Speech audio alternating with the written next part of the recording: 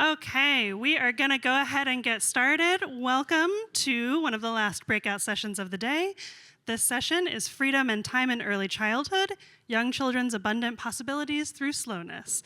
And our presenters are going to introduce themselves, so I'm just going to turn over the mic.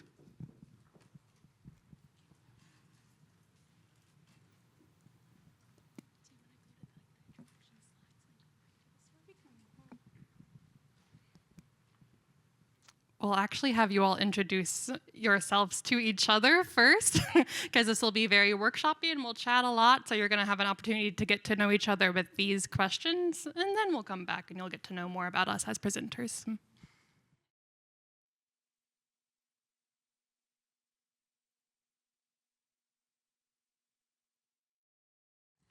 Okay, we're going to move forward. At the table that I was at, I heard 3 examples: trees with leaves, dogs, and water. And I wonder how many people were thinking of beings from the natural world. If your table mentioned something from the natural world, please raise your hand. Almost every table.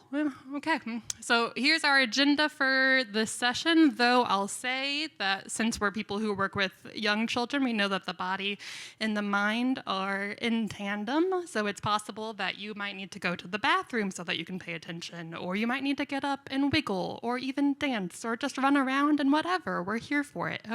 And also, if there's a comment you want to share in our session, please feel welcome to raise your hand, and we would love to hear from you.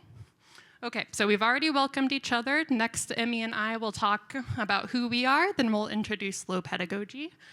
Then Emmy will align slow pedagogy with ecological care, and I'll align slow pedagogy with trauma-informed care. We'll discuss collectively as a room barriers to realizing slow pedagogy, and then we'll consider schedules. If you are someone who doesn't have a classroom or doesn't have impact on a classroom right now in your life, then you'll have an opportunity to pretend to be a consultant, so you can role play with someone who is thinking about a schedule. And then we'll reflect.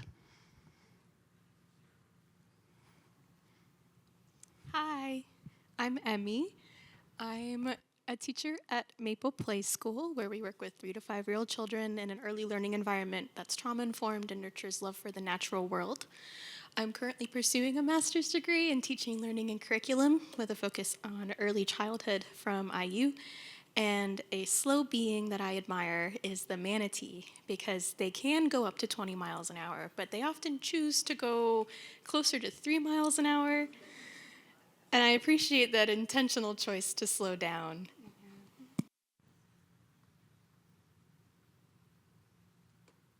I'm Sierra. I'm the learning coordinator at Maple Play School, and I chose to wear the same outfit that I'm wearing in that picture so you could know I'm me.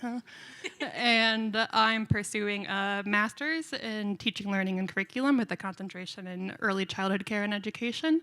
And I'm an admirer of cows who are licking each other. It's like one of my favorite forms of mutual aid.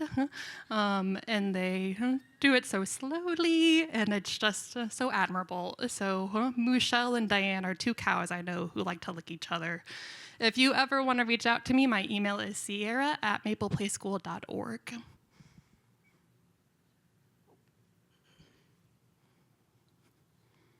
And now we'll introduce Allison Clark, who inspired much of this workshop.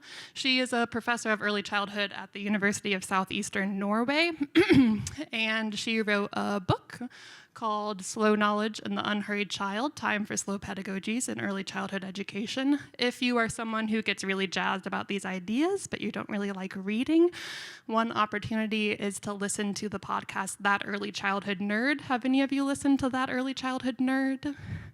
Okay, Jackie Bond has.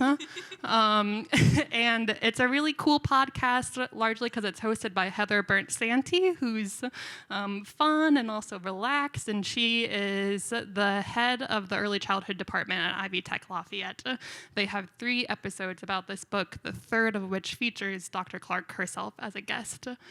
So Allison Clark was interested in learning about how early childhood professionals can practice slowness. She wanted to resist a hurried classroom culture, so she embarked upon some qualitative research where she interviewed 20 early childhood professionals from 11 different countries, including the US.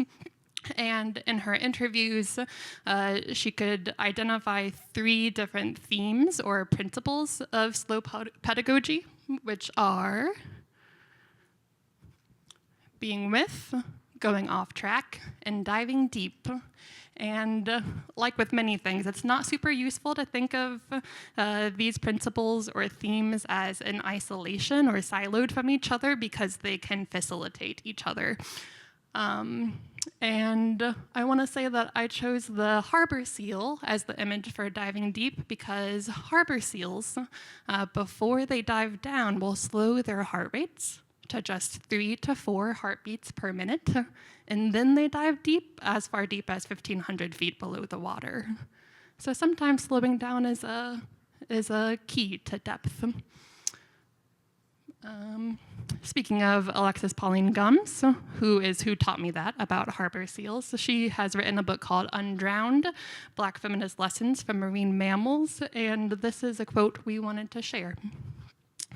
It is the speedboats, the momentum of capitalism, the expediency of pollution that threatens the ocean, our marine mammal mentors, and our own lives. What if we could release ourselves from an internalized time clock and remember that slow is efficient, slow is effective, slow is beautiful? When we consider being with our environment and those within it, we might be thinking about always having to go at a certain slow pace. And when we think about being with in Slow Knowledge and the Unheard Child, Allison Clark interviews a teacher, educator, researcher named Sylvia Kind, who invites us to think not only about being with as maybe those moments of slowness, but simultaneously honoring the pace of a classroom even if it's not at the slowest pace. So Sylvia Kind thinks about the idea of being with and saying, I think that would be the essence of a slow pedagogy, and that being with isn't always slow in terms of time again. There could be intensities and vibrancies and things erupting. It's finding the rhythm of the children you're working with, the adults you're working with, the materials you're working with.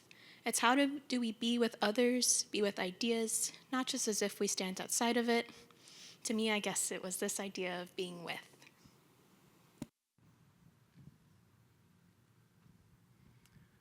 Going off track is one of my favorite themes because it reminds me that kids often have better ideas than grown-ups. So it's largely about being open to the adult agenda, not taking precedent over what a child might be interested in. So it can be facilitated by not having this idea of we have to get to this certain point by this certain time, but having enough flexibility that you can kind of meander with kids, following what they're interested in or being with them. So this example was given to Clark in an interview. It's from Percival Schwartz, who is a quality coach at the Danish Ministry of Children and Education. And she witnessed this example between a teacher and a kid and some chestnuts. The pedagogue started talking about the chestnut and said, "Wow, a chestnut. Did you know that it could be actually put in the ground and it could bloom and turn into this tree?" And then the child looked at her, and she's tapping into what is happening here, and there's just no reaction, really. And the pedagogue looked at the boy and said, "What is happening with your chestnut?" And then he looked at her and said, "Well, my chestnut is broken, but I'm sure my mom can fix it because she can sew everything." And omit into an exchange about the chestnut and how it could be repaired with rubber bands. The pedagogue followed that track instead of her original idea about the you can put the seeds in the ground.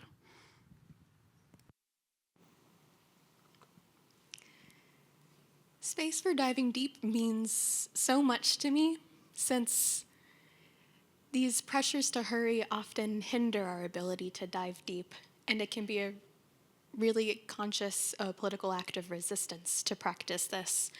And when Allison Clark is talking with teacher educator Amanda Bateman, She thinks about diving deep as interactions between a teacher and a child or children, where talk and gesture explore and ponder concept of interest in great detail. It is less about linear time. It doesn't have to be a sustained interaction. It's more about full engagement in the flow of deep time. And I think of deep time as something that opens us up to be in a vulnerable place, to surrender to the flow of what's the pace of the classroom, what's happening in the classroom, and the people in it. And I want to cite Alexis Pauline Gumbs, who wondered what our sensitive edges have to teach us, and if we bring our sensitive edges into the classroom, what kind of possibilities can unfold there. So Allison Clark was interested in how schedules can facilitate these themes of slow pedagogy, and she borrowed from Harriet Cafaro, who was writing about how to apply John Dewey's ideas in an early childhood environment. And Clark wanted to advocate for stretch time or non-fragmented stretches of time, which are like long blocks of schedule in which children have a long period of time to engage with what they want to engage with safely. And here's a quote from Cafaro to help explain stretch time a little bit more. It becomes important to think about a schedule that makes it possible for children to work without many interruptions and transitions from one activity to another. Non-fragmented stretches of time not only give children the opportunity for more in-depth involvement and experimentation, but also allow room for situations to evolve, to become meaningful. Within this stretched time, greater possibility exists for making choices and for experiencing the consequences of one's doing.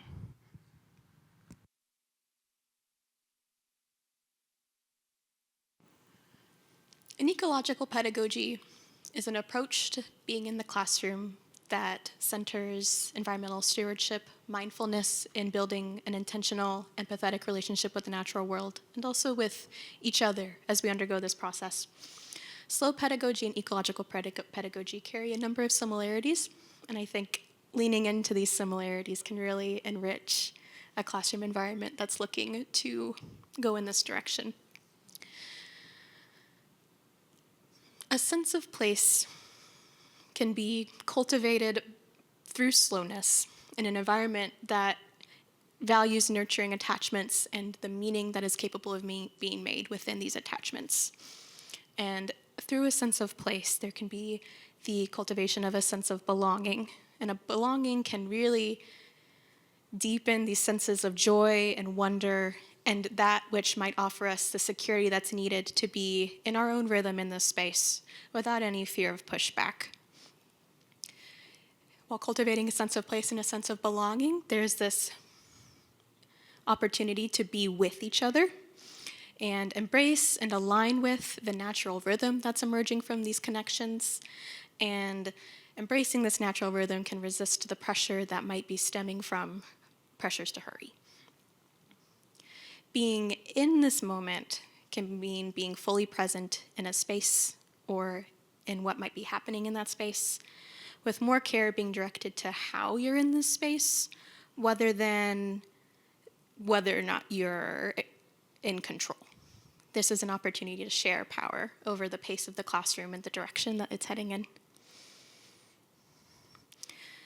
In Emergent Strategy, Adrienne Maree Brown talks about mindful adaptation.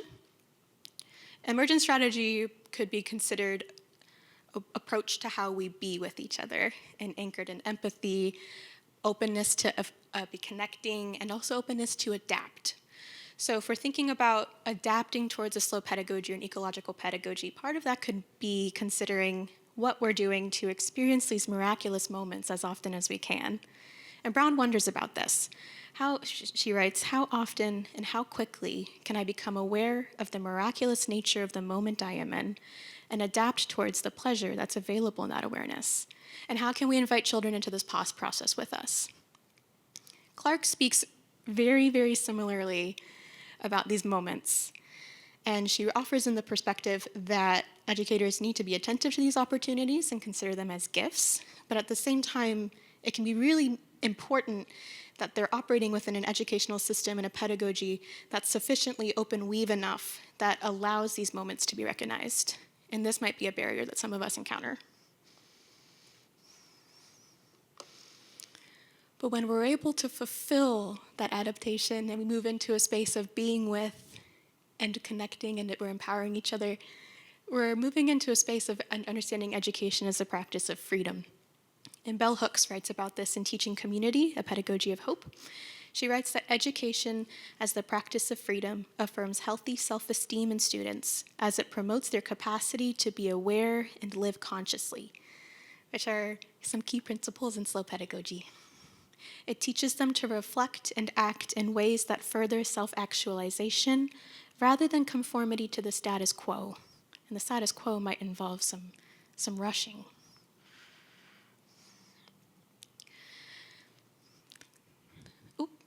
Sorry. The ecological identity can be understood, as I might have thought about before, as this intentional approach to being with the natural world. And children are inherently capable of developing an ecological identity.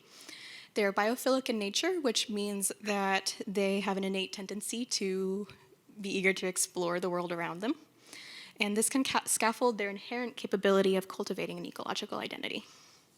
As I said, biophilia is the inclination to connect with other life forms, including those that are not human life forms. And this can really align with slow pedagogy's emphasis on deep discovery, particularly through play. Through this connection with other life forms and taking time to dive deep and have some self-directed play, we can foster curiosity and empathy, which can nurture our ecological literacy, which is our knowledge of the natural world, not just our connection to it, but what we can really know and understand about it. And our relationships with each other and with the natural world as we're undergoing this experience can be really nurtured in a direction that fosters care and some reciprocity. To have a mindfulness of how we interact with the world around us can carry over to how we interact with the people around us. And practicing slowness, it offers a depth to the process of cultivating ecological identity. This can be done over time and at one's own pace. And that's not just for the children, that's for the adults too, who also can continually learn alongside children as we foster this connection with the natural world. And The Goodness of Rain and Pello offers a few methods for cultivating an ecological identity. I appreciate these methods since I find them a bit capable of being translated to a variety of classroom ecosystems. Think about walking the land. There's a quote in her book about the childhood landscape being learned on foot, and how can we embody that in our pedagogy for children? We can practice silence. We can learn the names of what often goes unnamed. Perhaps consider identifying chickadees and robins rather than as birds. So that's a start. You can embrace sensuality, which means really inviting children to engage with all of their senses in what they're doing in this natural world.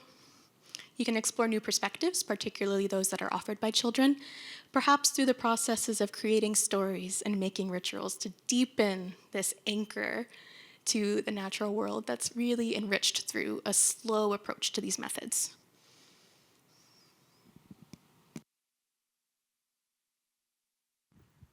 And now we're going to shift to aligning slow pedagogy with trauma-informed care, and I'll be borrowing a lot from Alex Chevron-Vinnett, who wrote Equity-Centered Trauma-Informed Education, and I like her work a lot because she brings equity more into the trauma-informed care conversation in education.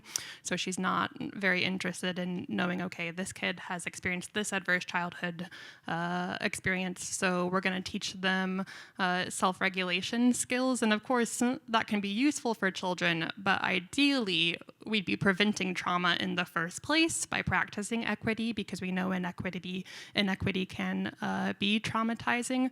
And also, we need to ensure that our schools and all of our learning environments enable children who've experienced trauma to reach their potential, so that these environments are equitable for children affected by trauma. So I recommend her work a lot, and she identifies 4 priorities for equity-centered trauma-informed education: predictability, flexibility, empowerment, and connection. And in the spirit of depth over breadth, I'm going to focus on empowerment and connection. So empowerment matters a lot in trauma-informed care and education because trauma is a disempowering experience. People do not sign up for, do not want trauma. So empowerment is one strategy for avoiding triggers and re-traumatization. And Vanette's suggestion for fostering empowerment is to use models of learning that center student voice. And one such model is play. If you are excited about play, I invite you on the count of 3 to kind of scream or shout or even powerfully whisper play. So ready? 1, 2, 3.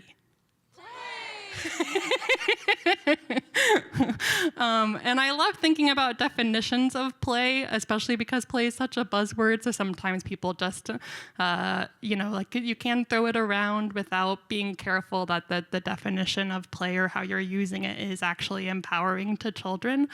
So I like to look to Peter Gray, who's a psychologist, and he has a wonderful resource on characteristics of play, one of which is that play is self-chosen and self-directed. So it doesn't necessarily have to be something the teacher or educator in the room had envisioned.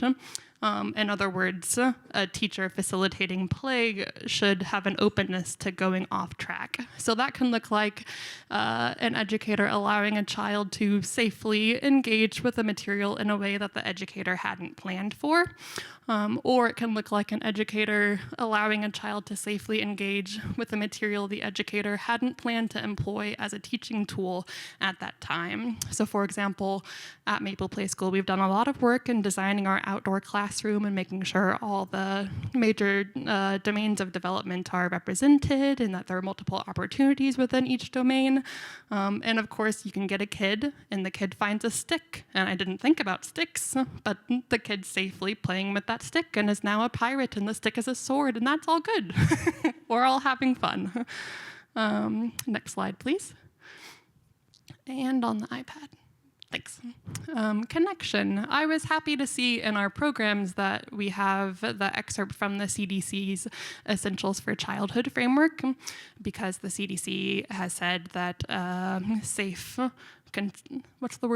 stable, nurturing relationships and environments, but we'll focus on relationships, are essential for childhood, largely because these, for example, the safe, stable, nurturing relationships can be a buffer against adverse childhood experiences. And when you think about relationships, there has to be something that can form the relationships, like connection. So you can think about ritual care or care rituals that enable connection, and you can think about goofy moments that enable connection. And sometimes that's the same thing. A goofy moment can be within a care ritual. So Vanette's suggestion for fostering connection is to slow down and enjoy the goofy moments. An example I'm thinking of is from a time I was in a pre-K classroom and kids wanted me to read a book during lunch. So I'm reading this picture book, and above me is the teacher shelf, and the teacher shelf has some hot sauce on it because some kid wanted hot sauce with their rice, I think, at lunch. And as I'm reading the book, the hot sauce suddenly falls. Like there was no precipitating event that we could identify. There wasn't like a bang. It's just this hot sauce is flying by me. And all the kids are very interested in this and looking. And I chose at that moment not to just continue reading the book, or luckily I didn't have much of a pressure to get them to keep eating so that then we could get to nap on time. It was more just, we're going to live in this moment because we're all paying attention to it. This is a source of connection. So then it turned into a lot of like imitating the hot sauce. Like it was going, and kids were repeating this, and it was a source of connection that we could return to again and again, and a source of relationship building. So I invite you all at your table to share a goofy story involving children. Okay, my hope is that if we chat with each other about something goofy, it might be easier to chat with each other about something that is sad. So In your table, you're gonna name and discuss 2 to 3 barriers to practicing slow pedagogy with young children. And a question that could animate your conversation is, what current norms or expectations get in the way of being with, going off track, or diving deep? We'll chat at our tables, and then I'll invite share-outs that will add collectively to this list. Okay. If you feel so inclined, please raise your hand and share out one barrier your table discussed to realizing slow pedagogy with children.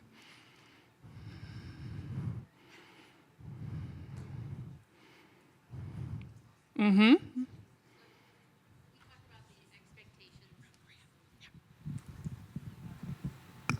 We talked about the expectations on time from the moment you get up in the morning to the time you get home at night with your kids and with the other adults in your life, with work and everything else. The expectation of how much needs to be done from the time you wake up to the time you go to bed, and the expectations of everyone around us in our society to keep up just really hinder the ability for us to sometimes even recognize those moments of goofiness and things and stop and be able to enjoy them because of that pressure.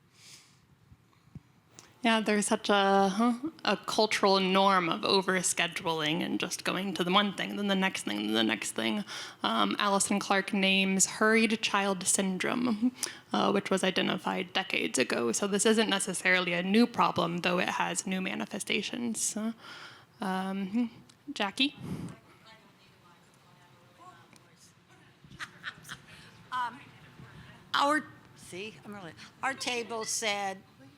Our table said licensing regulations, and I don't want to offend any licensed consultant, but regulatory systems are a barrier to some of these. And also, we said societal expectations, that we're always getting children ready for something else and not able to deep dive into the moment, or to sometimes even take joy in funny things like hot sauce falling off the table. And we also talked about that the goofy moments, we as adults have the power on whether or not those are goofy moments. So the children look at us to see our reaction. And if we, make it an enjoyable time, then we could dive deeper and go off script. But if we're like if you had just put that hot sauce back up, it would have ended that. The next page is. Right. And then what that says, why teachers are doing that, the pressure on early childhood educators and the lack of respect in society, and how we tend to view sitting and listening and following a schedule as being more mature. The new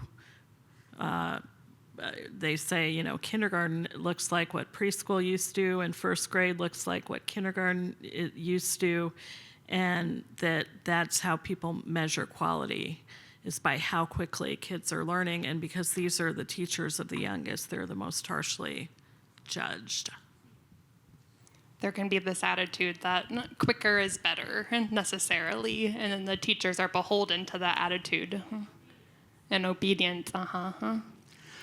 Jackie's comment about licensing regulations reminded me when I was at a license center, and there was a licensing regulation that if a child wasn't close to sleep after 30 minutes of you trying to facilitate rest for them, then you should present to them multiple options for what they can do instead. And it created such pressure for my colleagues and me to be like, we gotta help you sleep, which was not very conducive to the child falling asleep.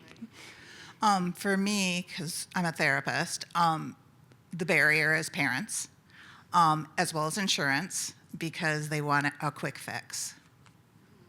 So doing play therapy, if they're doing better, then they should be done by insurance companies, even if they still need to have maintenance or whatever. So just having that barrier of parents not understanding what play is and what play therapy is, and then the insurance companies not understanding what play therapy is. And the parents feeling stressed about money to begin with. Maybe we need a living wage.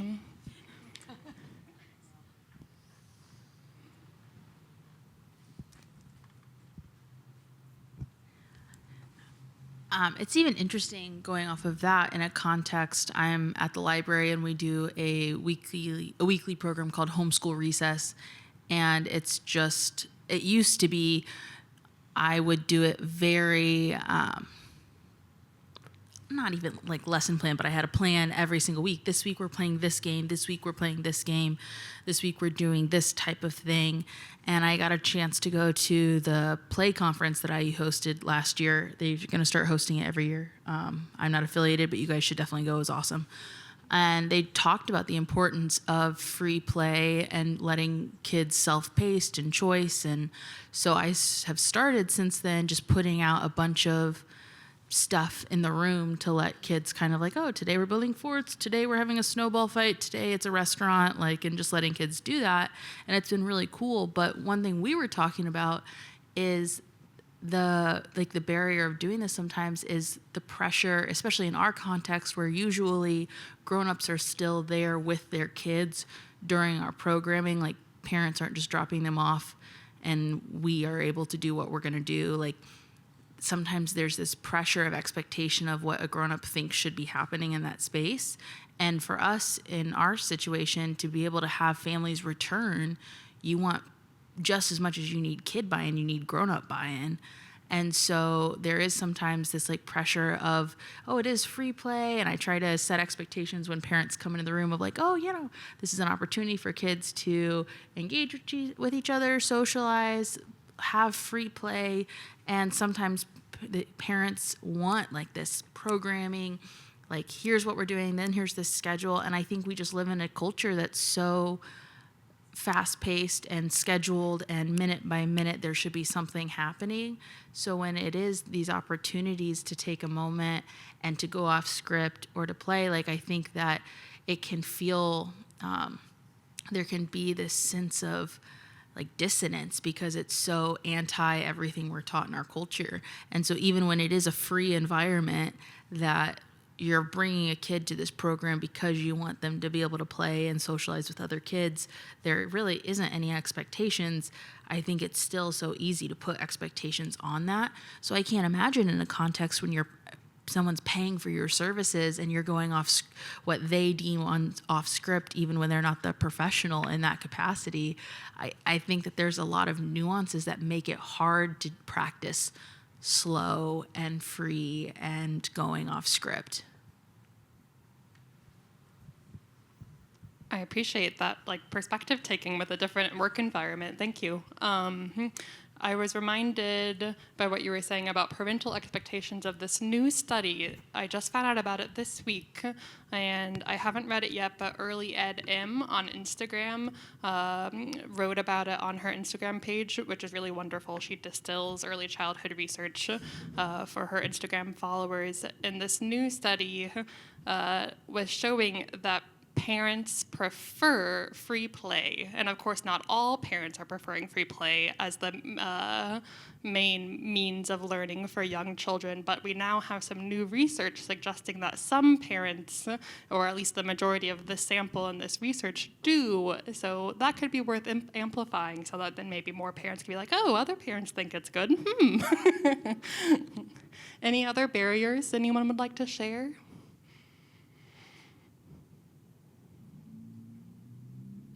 Okay, then we are going to go into the workshop portion of this workshop session. Emmy, I'll have you speak first.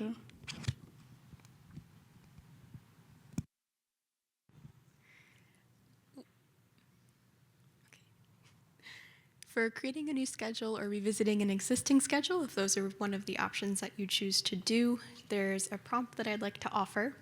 How can we consider stretch time, and how can it be facilitated for children while the importance of care rituals, and as well as, like Jackie Bond mentioned, meeting standards and regulations is still honored? There might be some tension, but where can we find the overlap, or where can there be some duality? And if you are not in a classroom or not a director at a center, trying to change the classroom schedule, then another option for you would be to pretend to be a consultant. So this is a role play, and there should be a paper at your table that would guide you through the role play. You can do it in pairs. And the situation involves imagining that you're talking with a pre-K teacher who's curious about slow pedagogy but stressed about a barrier we've identified. How can you advocate for more stretched time in the schedule, and what suggestion can you offer? How can you justify the suggestion? So what we're going to do, so that we don't have to do the thing at the end of the workshop where I'm like, everyone pay attention up here again, is we're just going to play some music, and when the music's done playing, we'll have new questions up on the slide. So if you are not yet done working on your schedule or in your role play, then you can have some more time to wrap up, and then some questions for reflection will be up on the screen for you, and the reflection questions are prompts for the reflection sheets that are already at your table. Does anyone have a question about the process? Okay, if you have a question, Emmy and I are welcome to come over and help to the extent that we can. We have about 3 minutes left. We invite you to consider these prompts for the additional comment section of your evaluation slips. But also, it's been really exciting to hear so much conversation happening.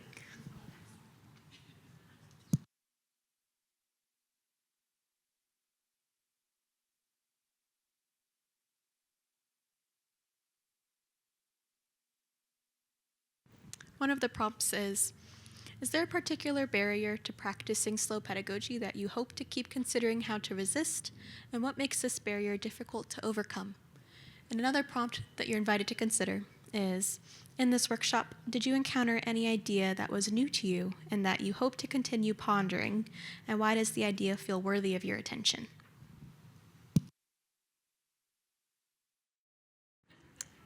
Thank you all for joining this session, and I really appreciated spending time with you all. I think Hannah has some closing comments.